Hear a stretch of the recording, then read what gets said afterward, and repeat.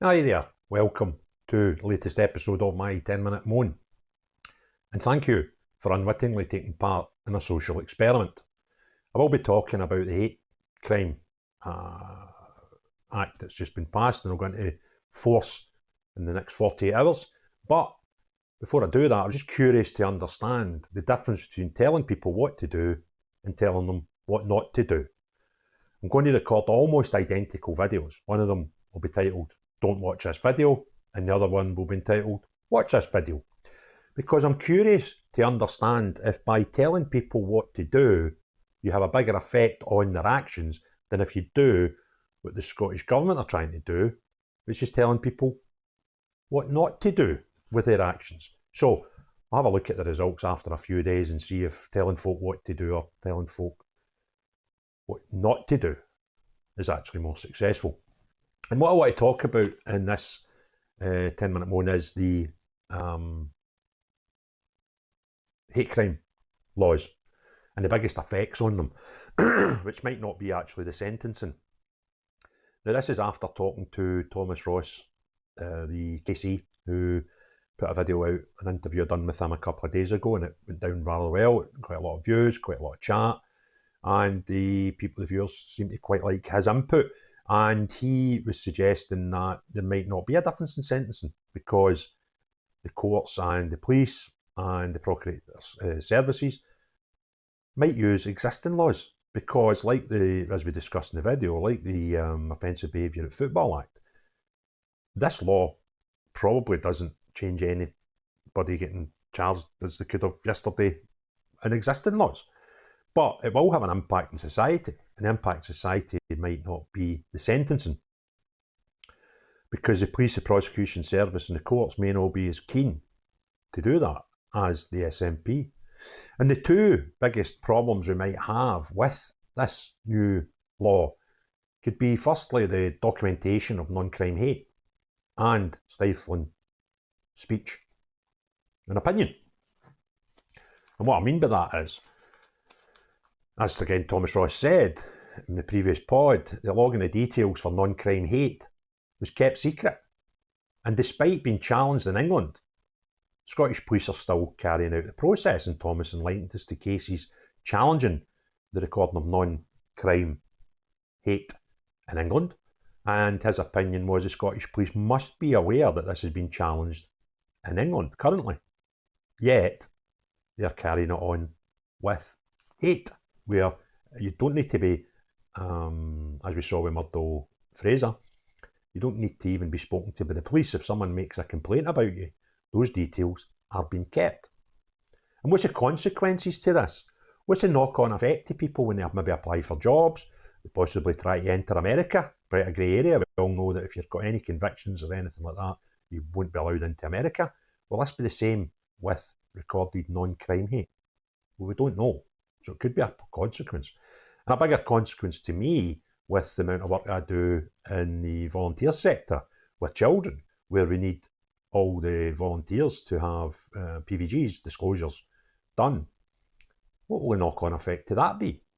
On the 1st of April, if a load of people get complaints against them and it could be recorded and the police might not take it anywhere, as they done with the Murdo Fraser case, but their details are still on record. When all our volunteers go to get their PVGs redone after 3 years, will the PVGs be issued if they have anything recorded against them? And these are things that we don't know and could have potential problems going forward. And the second thing is the knock-on effect it will have to free speech. Because when you fear the law, you'll say less. And when you say less, the debate is stifled and free speech suffers.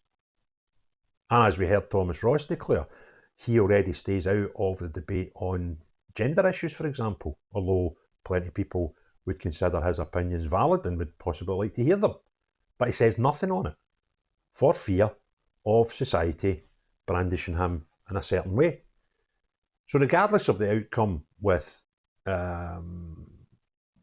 convictions, etc., free speech will be stifled because people fear this law.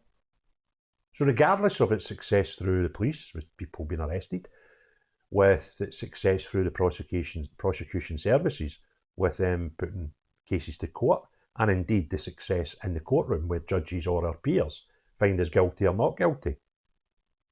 This will inevitably have a knock-on effect to free speech because people will say less. So that's the two biggest issues we have with the Hate Crime Act, regardless if anyone gets arrested or not. So what will the SNP have achieved? Well, they're going to quell debate in society. And a lot of that debate currently is around politics, it's around independence, it's around the SNP, it's around Holyrood. That will stop, or not stop, but it will reduce because people fear the consequences of giving opinion. It'll also suppress critical thinking because critical thinkers will be less likely to share their views with the rest of society. So the society won't drive society any longer. The government are driving society, and that, I don't think, is their role.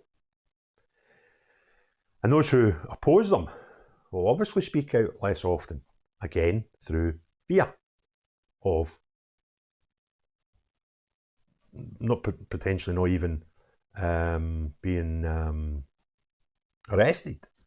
But, as we've seen with Murdo Fraser, even attracting a complaint on hate crime, regardless of any criminality, even when it's non-criminal, we do know that the Scottish police do record that and keep that information.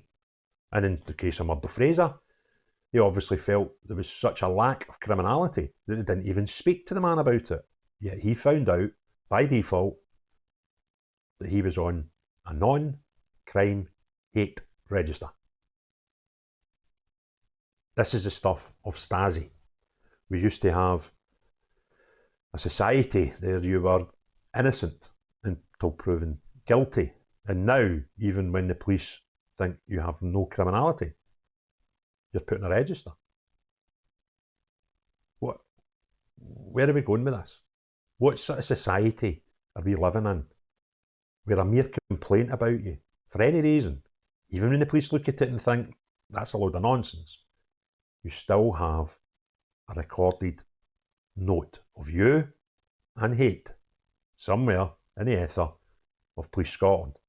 And it's only came to pass that even someone with 40 years criminal experience like Thomas Ross Casey, he was totally unaware that this happened until the Murdo Fraser case became topical and spoke about publicly. So, the SNP doing what the SNP do, again, giving us, trying to develop a very, I don't know, Stasi, Stalin, Hitler-esque society. And anybody that wants to disagree with that, before you open your mouth, consider what I actually said. And tell me how a society that has not been deprived of free speech for people fear of what's going to happen, the consequences of having an opinion and making it public, then tell me how best to describe that if it's not with the words I've just used previously. So, if you liked the video, give us a thumbs up. If you want to see more, hit the subscribe and the notifications button. You'll be told when my videos come out. But most importantly of all, as long as you're not Humza Yousaf, the SNP or any other cult, have a great day. Cheery bye now.